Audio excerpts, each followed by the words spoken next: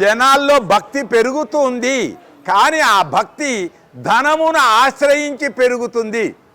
భక్తి అనేది కోరికలు లేకుండా ఉండే భక్తే నిజమైన భక్తి. కోరకుండా ఏదైతే ఉంటుందో అది నిజమైన భక్తి.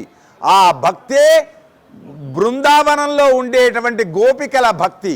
ఆ గోపికల భక్తి కంటే అష్టమహుషులైనటువంటి యనమండుగురు కృష్ణ ధర్మపత్నుల కంటే గొప్పది రాధా భక్తి. ఆ భక్తి పెరగటానికి కారణం ఇప్పుడు పెరుగుతుందా తరుగుతుందా అంటే అప్పుడు కృష్ణుడు నారదుడు ఇదే ప్రశ్న వేసినప్పుడు కృష్ణుడు పరీక్షించమంటాడు. పరీక్షించమని కృష్ణుడికి తలనొప్పి లేచింది, శిరోబాధ అవుతుంది, మందు తీసుకురా అంటాడు. ఏ మందు అని అడుగుతాడు నారదుడు. ఏమి లేదు, మీ పాదాల కింద ఉండే ధూళి కావాలి, దుమ్ము తెచ్చి రుక్మిణి దగ్గర వెళ్తే అయ్యయ్యో భగవంతుడు ఆయనకు నారు ఎట్లు ఇస్తాను, పాపం నాకు, అట్లా అందరు అంటారు. కానీ రాధ మాత్రం అలా అనదు. ఇంత దోషుడు తన పాదాల కింద అంటే నువ్వు రవరవ నరకాలలో పడతావు కదా, నేను రవరవ నరకాల్లో పడ్డా సరే నా కృష్ణుడికి ఏమీ కాకూడదు. అది నిజమైన భక్తి. దేవుడు బాగుండాలి, దైవ ఆరాధన బాగుండాలి, మనకు ఏమీ కోరకుండా ఆనందాన్ని ఆ భగవంతుడు పంచుగాక.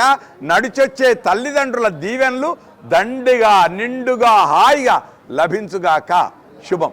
సర్వదా ఏ సమయంలో రాయాలని లేదు, ఎప్పుడు రాయాలని లేదు, ఎట్లా రాయాలని లేదు.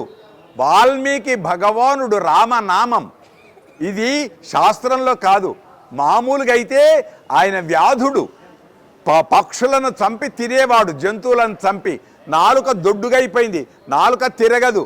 రామశబ్దం చెప్పారు, సప్త ఋషులు వచ్చి చెప్పారు రామశబ్దం అనరాలే. ఆయనకు అడవిలో ఉంటాడు కాబట్టి ఏమనిపించాడు, అదేం చెట్టు అని అడిగారు వాళ్ళు. మర్రి చెట్టు. ఇదేమి చెట్టు? మర్రి చెట్టు. ఇప్పుడు అను ఆ మర్రి ఈ మర్రి ఆ మర్రి ఈ మర్రి, అది రాను రాను రామ రామ రామ.